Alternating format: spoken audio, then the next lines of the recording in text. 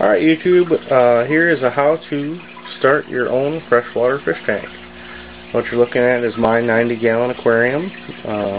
This was a used setup I bought. It was in pretty rough shape when I got it. As you can see, it looks beautiful now. I cleaned the tank with hot water and salt, rinsed it very well, and once I got it super clean, filled it with rocks and water.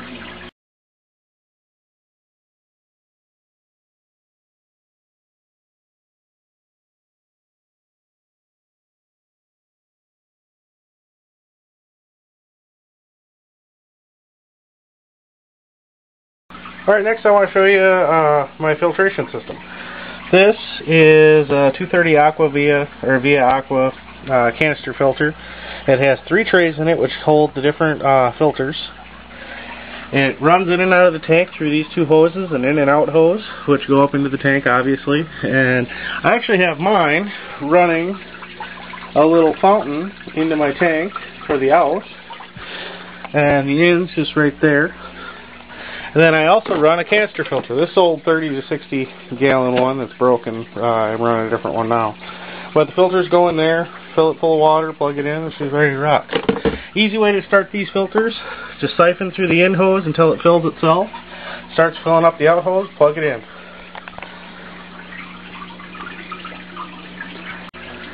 The first thing you're really going to have to worry about is temperature. You're going to want your temperature to stay between 65 and 85 degrees. Some fish like it cooler, some fish like it hotter, so research your fish so you know what temperature you should keep it at. But the cooler you keep your fish, the slower they'll grow, and the slower they'll move around the tank, and the warmer you keep your water, the faster your fish will grow, and the more active they'll be around your tank. Alright, you got to worry about quite a few things when you're worried about keeping your water maintained. Chlorine, ammonia, nitrite, nitrate, these are all bad things. You do not want any of these in your water. So, you have to use chemicals to balance that out. Since you have to use chemicals to balance that out, you've got to use Stress Coat, Stress Design, and Quo Plus. All 3 of these are water conditioners that are going to help take those things out of your water and keep your fish tank to the point where fish can survive in it and live a long, happy life.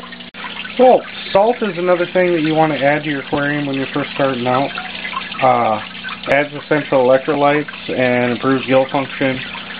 Will just help out your tank. It's got instructions on the back like all the other chemicals.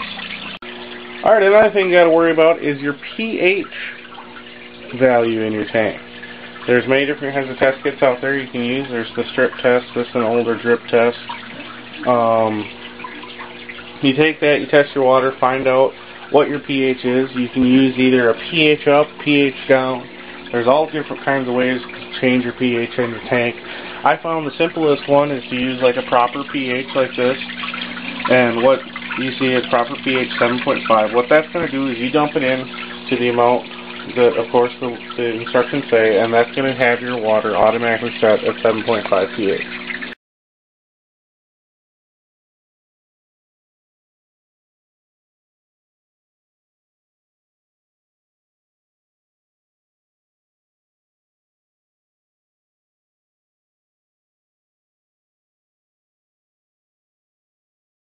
Do not overfeed your fish. Fish always beg. Like you see right now, if I sit here and keep my hands up here, see, look at my Oscar. He wants food. Doesn't matter how many times I feed him a day. Look at my big Oscar. My big Oscar is wanting food. If I dropped a tiny little bit of food into the tank, all the fish would be right up there begging for more. So, you know, once a day is plenty for your fish. You know, the good tip I've always heard is that if you put your food in there and in 5 minutes all the food is not gone, you're overfeeding. All the food, all traces of that food should be gone within 5 minutes of putting it into the tank. So if it's not, then you're putting in a little bit too much, and like I said, you can... Alright, next thing I want to talk about is lighting. Your lighting on your tank, depending on what you're going to have in your tank, can be crucial.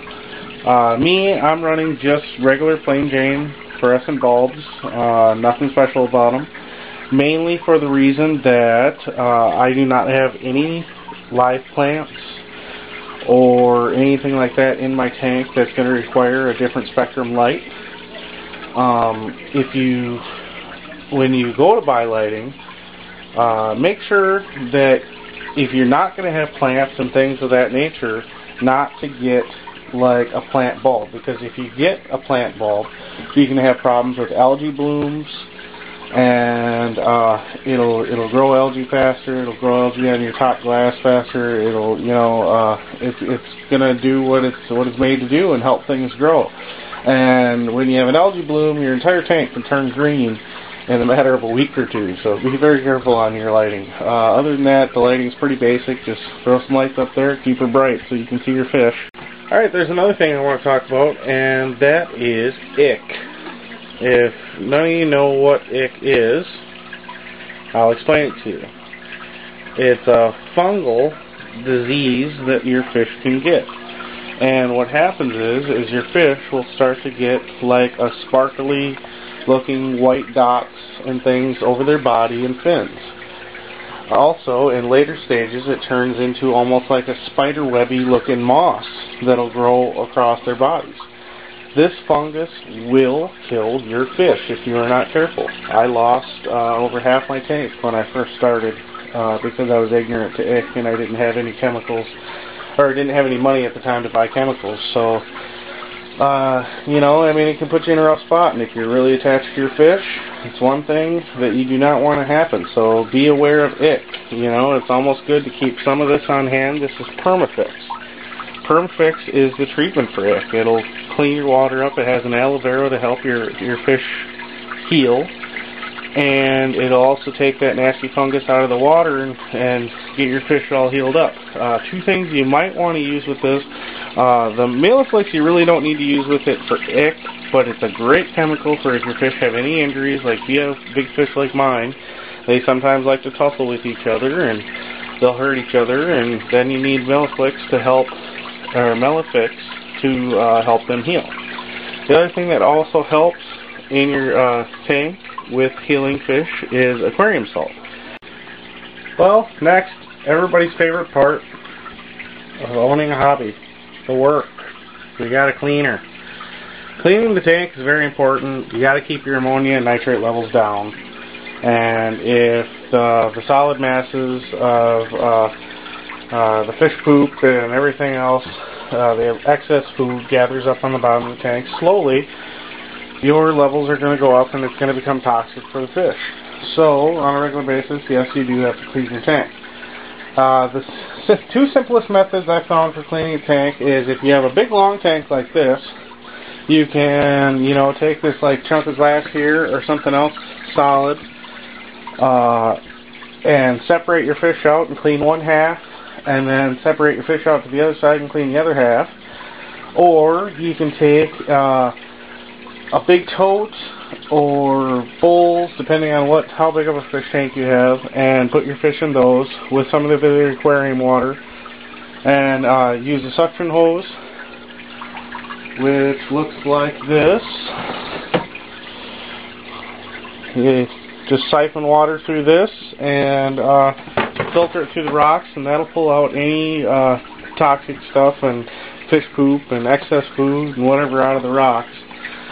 And you also remove water. So once you get done doing that, you'll have to replace some more water into your tank and add a few more of your normal chemicals like you would when you first started your tank to the amount of gallons that you put in. So when you do clean, you kind of want to pay attention about how many gallons come out of your fish tank so you can make that good estimate when it comes to time to put in the chemicals. But other than that, that's pretty much it. You know how to run a freshwater fish tank, and there's always more stuff to learn, so don't think you know everything, but I hope this can help some people out. Thank you much, guys.